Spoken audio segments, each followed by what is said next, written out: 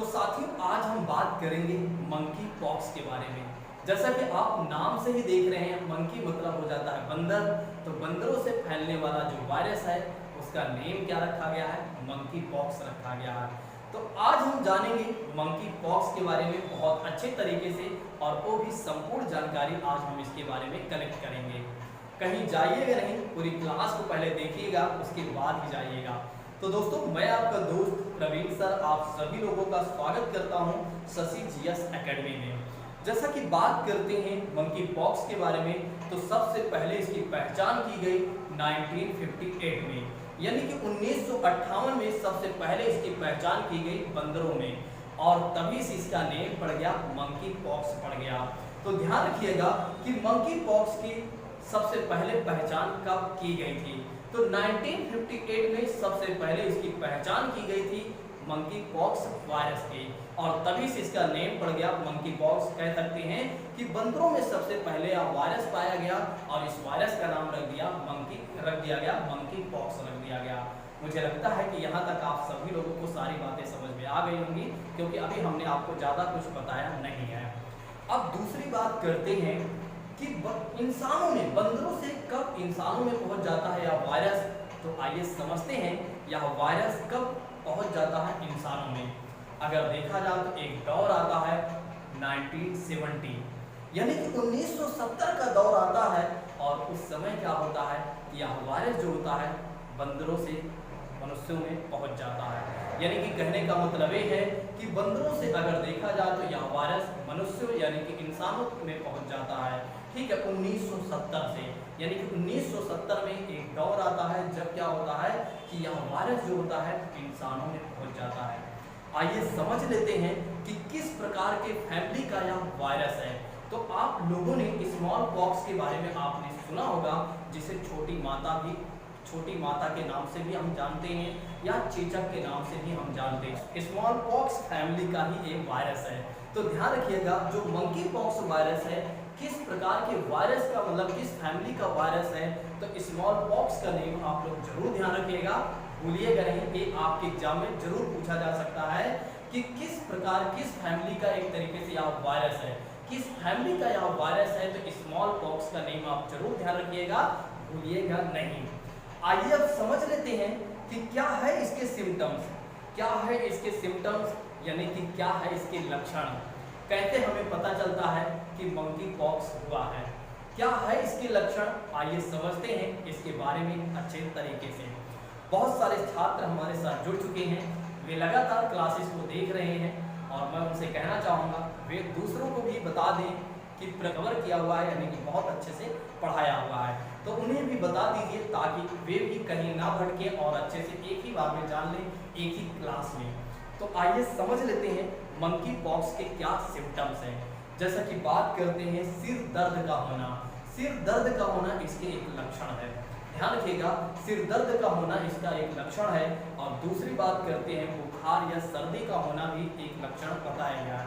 देखिए यहाँ पर एक चीज़ मैं यहाँ पर स्पष्ट करना चाहूँगा, आपको डरने की आवश्यकता नहीं है। अगर आपको सामान्य चीज़ें ऐसे हो रही हैं तो आप ये मत समझ लीजिएगा कि कहीं मैं मंकी पॉक्स नामक वायरस से तो कहीं संक्रमित नहीं हो गया हूँ। यहाँ डरने की आवश्यकता नहीं है, बस केवल आपको जानना है, बस। ठीक है, यहाँ पर केवल जानना है, क्योंकि ज़्यादा जानेंगे।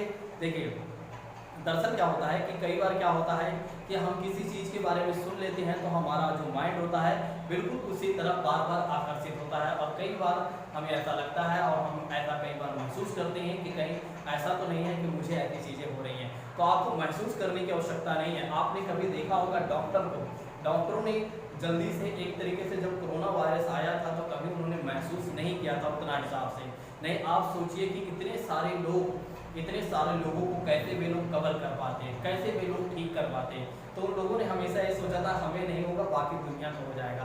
तो आप ये मान के चलिए हमें नहीं होगा, ठीक है, लेकिन हाँ थोड़ी सी सावधानी जरूर बरतिएगा, थोड़ी सी सावधानी हमें बरतनी चाहिए। थोड़ा से जब हमें पता है चीज़ों के बारे में तो हमें सावधानी बरतनी चाहिए। यदि हमें ना पता होता तो बात अलग हो जाती है। ठीक है, मेरा कहने का मतलब ये है यहाँ पर कि आपको केवल जानकारी रखना है, और दूसरी बात है ये है कि थोड़ा सा सावधानी बरतना है, बस इतना ही मेरा कहने का मतलब है। और एग्जाम के दृष्टिकोण से इसको आपको ज़्यादा ध्यान रखना है, क्योंकि एग्जाम में ऐसी चीज़ें कई बार करंट अफेयर्स के रूप में आ जाती हैं। अब दूसरी बात करते हैं मांसपेशियों में दर्द का होना। अगर आपकी मांसपेशियां या किसी व्यक्ति के मांसपेशियों में दर्द हो रहा है तो हो सकता है कि इसके सिम्टम जरूर कहीं ना कहीं हो सकते हैं। ठीक है, ये केवल एक तरीके से संभावनाएं व्यक्त की जा रही हैं, बिल्कुल कंफर्म मैं नहीं कहूँगा इसके बारे में। नेक्स्ट बात करते हैं लाल चकत्ते का होना। लाल चकत्ते का होना तो ये भी एक तरीके से सिम्टम्स हैं, इस बात को ध्यान रखिएगा। नेक्स्ट बात करते हैं गले में सूजन का होना। तो गले में कई बार देखते हैं आप सूजन का होना, तो इसके एक लक्षण बताया गया है। ठीक है, ये मैं नहीं बता रहा हूँ, WHO की रिपोर्ट के अनुसार मैं सारी चीज़ें बता रहा हूँ। ठीक है, नेक्स्ट बात करते हैं थकावट का होना। तो ये भी इसका एक सिम्टम्स है, इस बात को ध्यान रखिएगा, यानी कि लक्षण है। एक बार फिर से मैं क्लियर करना चाहूँगा मंकी पॉक्स के क्या हैं लक्षण के बारे में, मतलब क्या है लक्षण, क्या है सिम्टम्स, एक बार फिर से मैं क्लियर कराना चाहूँगा। जैसे कि सिर दर्द का होना, बुखार या सर्दी का होना, मांसपेशियों में दर्द का होना, लाल चकत्ते का पड़ना और गले में सूजन का होना और थकावट का होना, ये सारे जो हैं इसके सिम्टम्स हैं, यानी कि लक्षण हैं। यदि आप सभी लोगों को यहाँ तक मेरी बातें समझ में आ गई हैं तो एक बार कमेंट कर दीजिए यस सर, हमें ये सारी बातें समझ में आ गई हैं। आइए अब बात कर लेते हैं मंकी पॉक्स कैसे फैलता है, मतलब कि मंकी पॉक्स नामक जो वायरस है कैसे फैलता है। ठीक है, आइए इसके बारे में अच्छे से समझते हैं। तो जैसे कि बात करते हैं, जब कोई व्यक्ति संक्रमित हो, यदि उसके कपड़े का कोई व्यक्ति इस्तेमाल कर लेता है तो वो भी उससे संक्रमित हो जाता है। यानी कि कहने का मतलब ये है कि संक्रमित व्यक्ति के कपड़े का इस्तेमाल करने से हो सकता है कि वह व्यक्ति भी इस वायरस से संक्रमित हो जाए। ठीक है, तो एक तो ये बातें हैं मंकी पॉक्स फैलने का पहला रीजन ये है। दूसरी बात करते हैं या तौलिया या जो व्यक्ति संक्रमित है इस वायरस से, अगर कोई व्यक्ति उसके तौलिया का इस्तेमाल करता है तो भी हो सकता है संक्रमित हो सकता है। नेक्स्ट बात करते हैं या तो जिस बेड पर वो इस्तेमाल कर रहा है या जिस बेड पर वो सो रहा है, यदि कोई व्यक्ति जाकर उस पर सो जाता है या उसका इस्तेमाल करता है तो हो सकता है कि वो भी इसी वायरस से संक्रमित हो सकता है। तो एक तो कारण ये है, इस बात को ध्यान रखिएगा। एक बार मैं थोड़ा सा इसको अच्छे से बताना चाहूँगा कि संक्रमित व्यक्ति के कपड़े का इस्तेमाल करने से या तौलिया का इस्तेमाल करने से या बेड का इस्तेमाल करने से जो व्यक्ति संक्रमित है, यदि उसका बेड कोई इस्तेमाल करता है तो वो भी व्यक्ति इससे संक्रमित हो सकता है। नेक्स्ट बात करते हैं संक्रमित व्यक्ति के फफोले या त्वचा को छूने पर, मतलब अगर कोई व्यक्ति संक्रमित है उसके त्वचा को आप टच कर रहे हैं, तो कहीं ना कहीं हो सकता है कि आप भी संक्रमित हो जाएं। ठीक है, तो ऐसे लोगों से हमें दूर रहना चाहिए। देखिए ये वायरस है, यहाँ पर थोड़ा सा सेंटीमेंट कई बार लोग हो जाते हैं, मैं यहाँ बताना चाहूँगा। कई बार क्या होता है कि हम भारतीय लोगों में अच्छी बातें हैं, वैसे ऐसा होना ही चाहिए। अगर हम सभी लोग ऐसे दूरियां बना लेंगे तो कहीं ना कहीं जिस व्यक्ति को कुछ हुआ है वो व्यक्ति जल्दी ही हो सकता है हतोत्साहित हो जाए या वो एक तरीके से उसकी हरास होने की जो रेट है वो ज़्यादा बढ़ जाए। लेकिन यहाँ पर थोड़ा सा मैं बताना चाहूँगा, ठीक है, थोड़ा सा प्रैक्टिकल होगा, तार्किक रूप में। कई बार क्या होता है कि अगर कोई व्यक्ति संक्रमित रहता है, अगर कोई भाई बहन या कोई और व्यक्ति है, तो फिर हमारा जो एक तरीके से हमारा जो हृदय होता है, ठीक है, इस बात को नहीं मानता। हमें लगता है कि नहीं, उसे टच करना चाहिए और उसे आश्वासन देना चाहिए कि हाँ आप ठीक हो जाएंगे। मतलब उसे इस बात को एहसास नहीं होने देना है कि उसको ऐसी चीज़ें हुई हैं। ठीक है, ये हमारा सेंटीमेंट होता है, लेकिन इसकी वजह से कई बार क्या होता है हम स्वयं संक्रमित हो जाते हैं और एक व्यक्ति की वजह से क्या होता है कई व्यक्ति उससे संक्रमित हो जाते हैं। ठीक है, थोड़ा सा सेंटीमेंट को थोड़ा सा दूर रहना चाहिए। ठीक है, मैं इस बात को समझ सकता हूँ कि वाकई में अगर हमारे भाई बहन या हमारे जानने वाले को किसी को ऐसी चीज़ें हुई हैं तो कहीं ना कहीं हम उससे जरूर एक तरीके से मिलने का प्रयास करेंगे, भले ही हमें हो जाए। मतलब उस समय हम इस बात को ध्यान नहीं देते हैं कि हमारा भी जान खतरे में पड़ सकता है। ठीक है, तो ऐसी चीज़ों से क्या होता है कि कई बार कई लोग संक्रमित हो जाते हैं और इससे काफ़ी ज़्यादा समस्याएं उत्पन्न हो जाती हैं। थोड़ा सा हमें तार्किक होना चाहिए कभी कभी, ठीक है, लेकिन इतना भी ज़्यादा तार्किक नहीं हो जाना चाहिए कि अगर किसी व्यक्ति को कुछ हुआ है तो उसे देखने तक आप ना जाएं।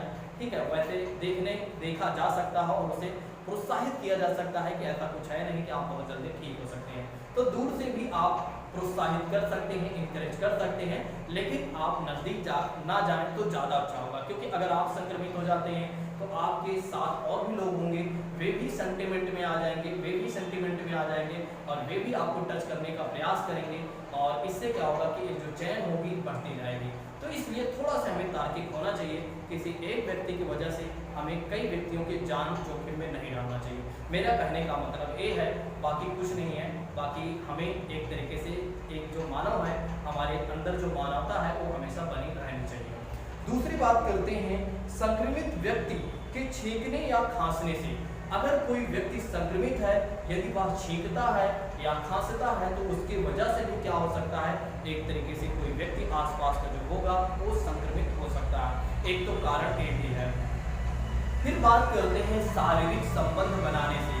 अगर कोई व्यक्ति क्या करता है, रिलेशन बनाता है, ठीक है, अपने पार्टनर के साथ या किसी व्यक्ति के साथ, ठीक है, यहाँ पर थोड़ा सा एक और बातें कही गई हैं कि अगर क्या होता है, होमोसेक्सुअल की बात करते हैं, ठीक है, अगर वे आपस में बनाते हैं तो उनके साथ ज़्यादा ये खतरा दिखाई देता है। WHO ने अपने रिपोर्ट में बातें लिखी हुई हैं, ठीक है। तो दूसरी बात करते हैं, तो यहाँ तक हमने आपको बता दिया, सॉरी दोस्तों, तो यहाँ तक हमने आपको बता दिया कि मंकी पॉक्स वायरस कैसे फैलता है। तो हमने आपको बताया, एक बार इसके बारे में फिर से मैं जल्दी से बताना चाहूँगा।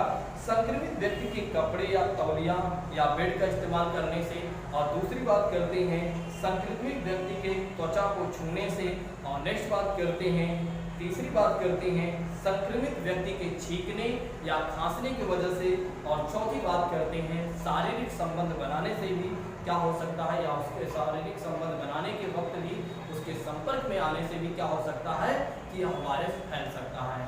ठीक है, अब आइए बात करते हैं कि मंकी पॉक्स का इलाज क्या है। देखिए, मंकी पॉक्स का अगर देखा जाए तो कोई विशेष इलाज नहीं है, यानी कि कोई विशेष उपचार इसका नहीं है। अब बात करते हैं क्या इसका कोई भी चीज़ें उपचार के लिए नहीं है, तो है, ठीक है। एक टीका आता है, चेचक का टीका आता है, एक चेचक का टीका है, उसका इस्तेमाल किया जा सकता है और उससे हो सकता है जो संक्रमित व्यक्ति है वो ठीक हो सकता है। एक बार मैं चेचक के टीके के बारे में बताना चाहूँगा आप लोगों को।